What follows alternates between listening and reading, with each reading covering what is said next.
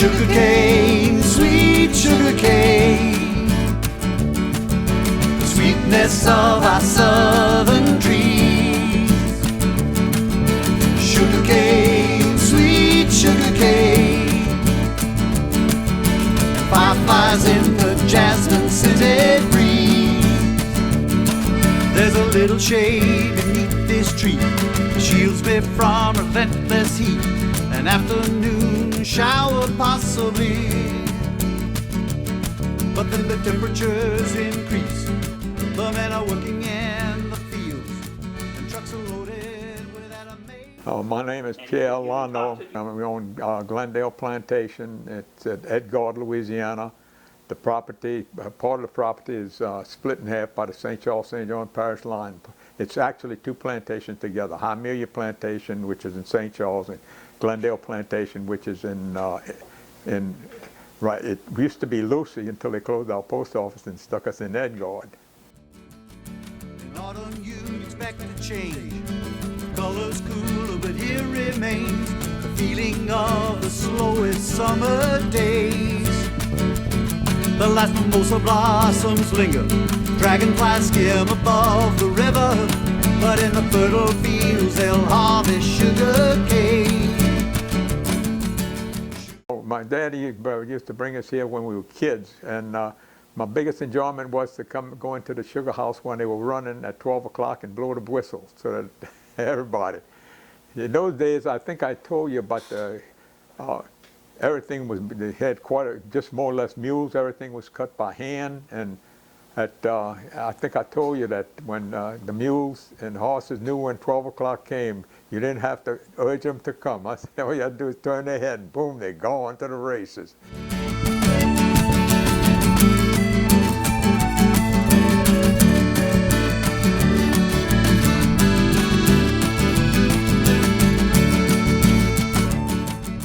I never thought I was going to be a farmer. You know, I was green as grass when I came out here.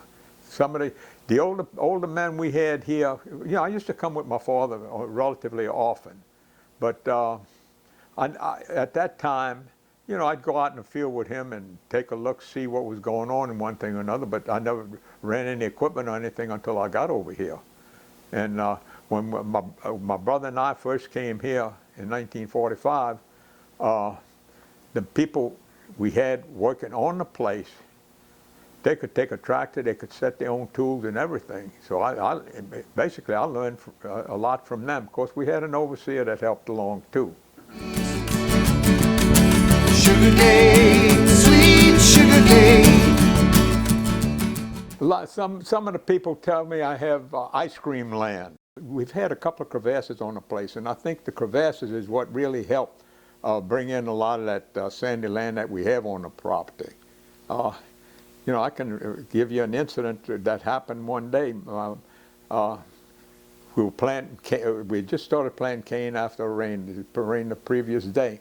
And my nephew Denny, he's pretty big friends with Dan DePlantis, and I don't know, they happen to be talking. So I get a call from Denny and says, you planting cane? I said, yeah, Denny, why? We cranked up at 1 o'clock. He says, I told that to Dan. He said, Dan don't believe me, but the land here dries fairly quick.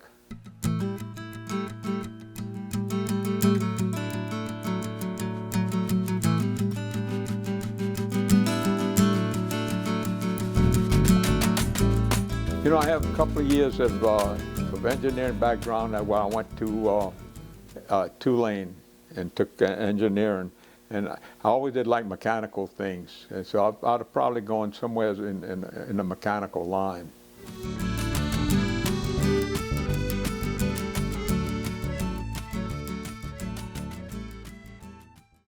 Yeah, I'll tell you, I saw this industry come from the days of the mule, the hoe and the mule, to what it is today. Sugarcane, sweet sugarcane. It's Lanaux Son. And that goes way back into the, probably back to right after the Civil War. Sweet sugarcane, fireflies in the jasmine scented breeze. There's a little shade beneath this tree shields Not me unless the from good Lord relentless retires me. heat. An afternoon shower possibly,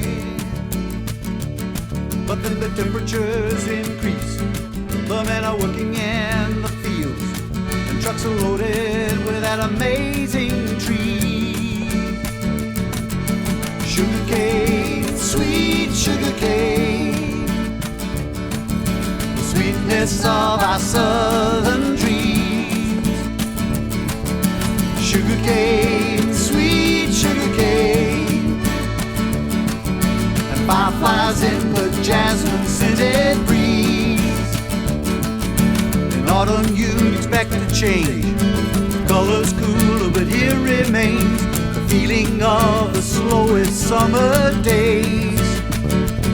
The last mimosa blossoms linger, dragonflies skim above the river, but in the fertile fields they'll harvest sugarcane.